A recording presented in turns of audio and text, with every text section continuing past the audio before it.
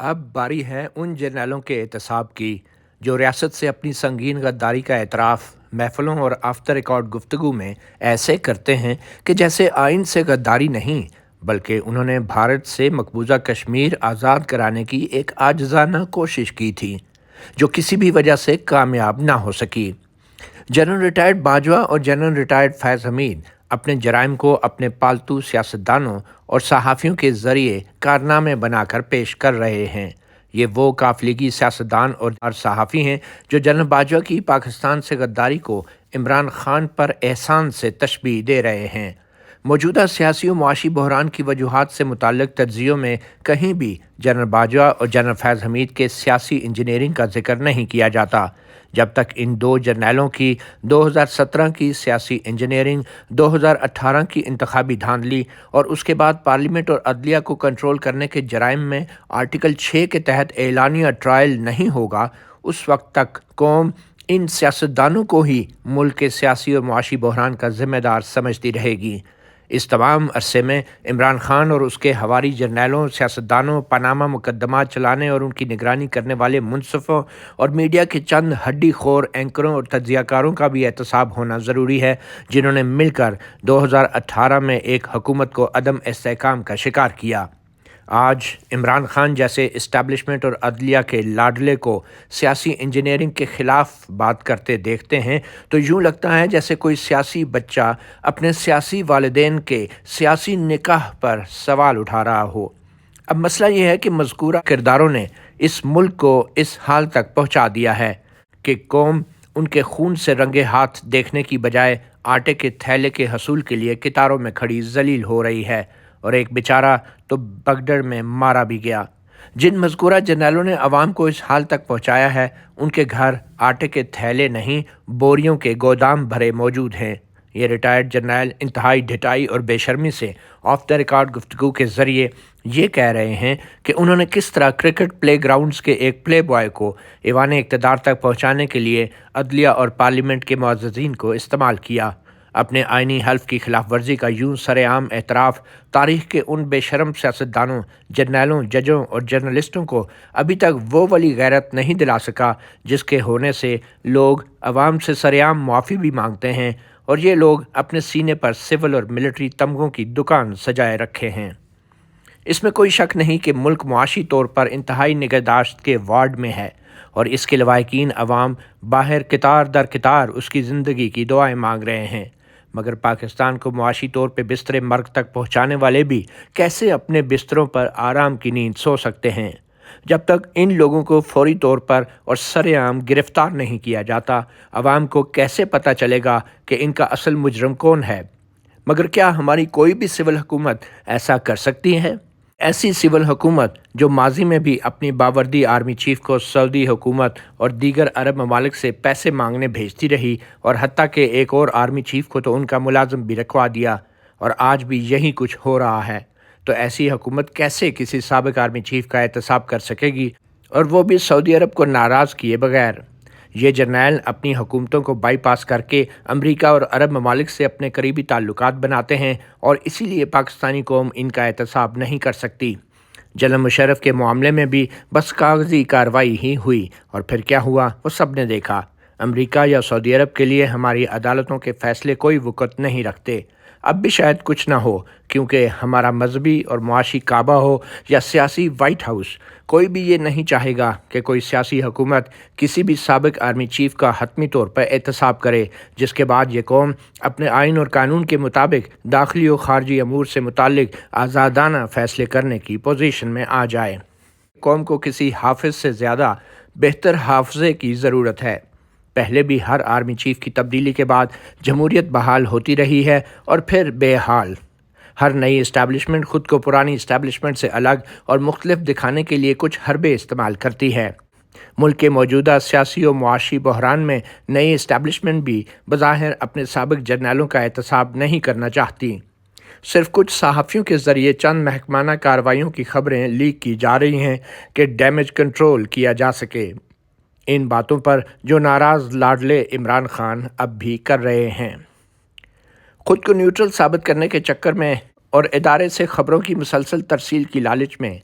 کچھ بڑے بڑے تحقیقاتی صحافی حضرات بغیر تحقیق و شواہد کے یہاں تک آ گئے ہیں کہ جنرل مشرف کو بے نظیر کے قتل اور جنرل باجوہ کو ارشد شریف کے قتل یا عمران خان پر قاتلانہ حملے میں بھی کلین چٹ دیتے نظر آتے ہیں۔ ان کے نزدیک ان واقعات میں تحقیقات نہ ہونا اور نہ ہونے دینا کوئی اہمیت نہیں رکھتا۔ باتیں ایسے کرتے ہیں جیسے کوئی پیر کسی کو معصوم قرار دے رہا ہو۔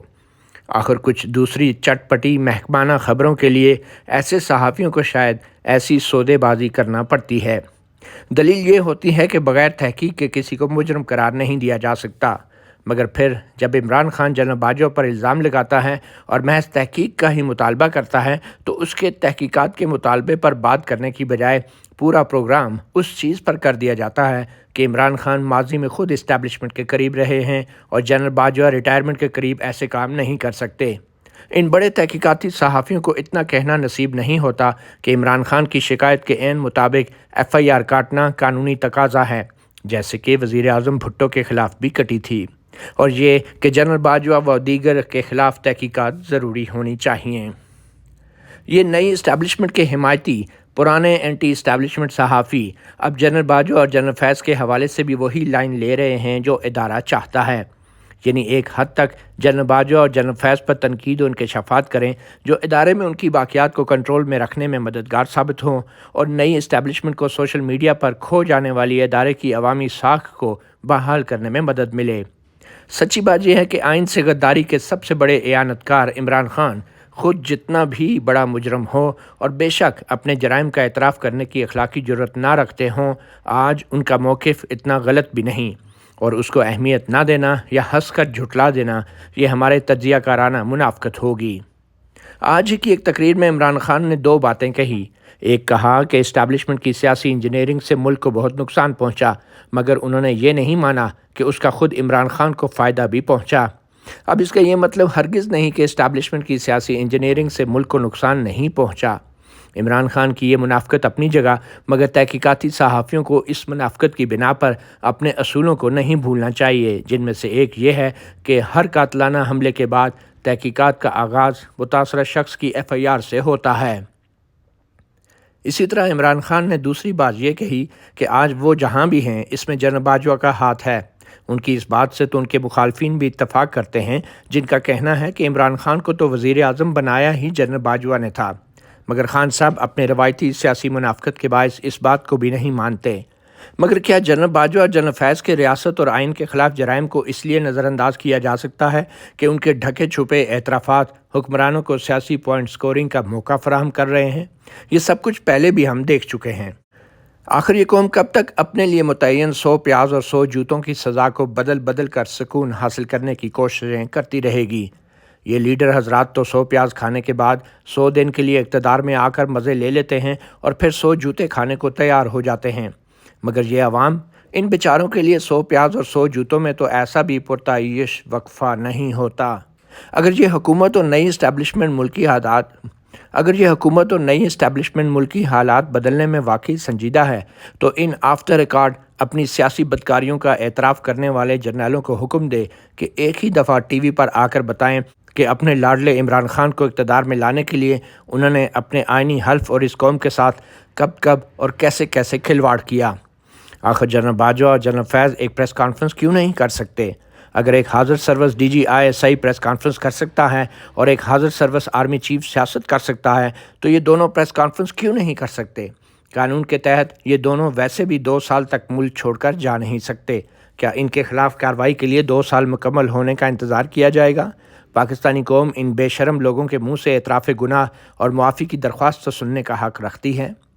اگر یہ ایسا نہیں کرتے اور آفٹر ریکارڈ گفتگو سے نوجوان نسل کو گمراہ کرنا جاری رکھتے ہیں تو ان کا کورٹ مارشل کیوں نہیں کیا جائے؟ اگر ایسا کچھ بھی نہیں ہوتا تو پھر اس کا مطلب یہ ہے کہ جنرل باجوہ کے جانے سے اور نہ ہی نواز شریف کے واپس آنے سے اس قوم کی قسمت بدلے گی، اور اس ملک کو کچھ ہوا تو ان ریٹائرڈ جرنیلوں اور ان کے اعانت کار عمران خان کے علاوہ چھوٹے بڑے میاں صاحبان سب کے سب ذمہ دار ہوں گے، اور اگر خدا نخواستہ 50 سال بعد پھر بھی بعد از ریٹائرمنٹ گمنامی کا خواہش مند کوئی اور جرنیل شہداء کی قبروں پر کھڑا ہو کر اسے یہ فرما رہا ہوگا کہ پاکستان کے دوسرے بار ٹوٹنے میں بھی سیاستدانوں کا کردار تھا،